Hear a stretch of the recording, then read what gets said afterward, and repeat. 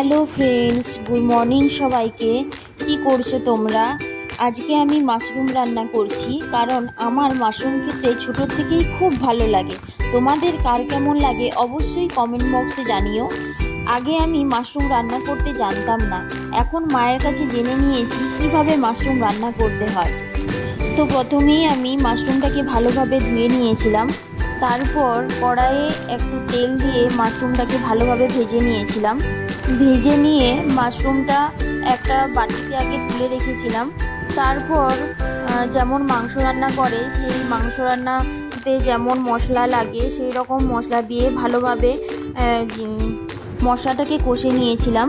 তো মা বলেছিল যে মাশরুমের সাথে যদি একটু ঝিঙে দেওয়া হয় তো খেতে আরও ভালো লাগে। তো আমি ঝিঙে দিয়ে ভালোভাবে মশলাটা কষে নিলাম। প্রথমে একটু যখন সিদ্ধ হয়ে এলো তখন এই মাশরুমগুলোকে, ভাজা মাশরুমগুলোকে ওই কড়াইয়ে দিয়ে দিলাম। ওর সাথেই ভালোভাবে নেড়ে চেড়ে কিছুক্ষণ রেখে দিলাম।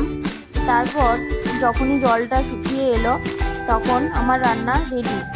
তো বন্ধুরা, তোমরা কিভাবে মাশরুম রান্না করো, কি প্রসেসে, সেটা অবশ্যই আমাদের জানিও। ওকে, থ্যাঙ্কস ফর ওয়াচিং। সবাই ভালো থেকো, টাটা, বাই বাই।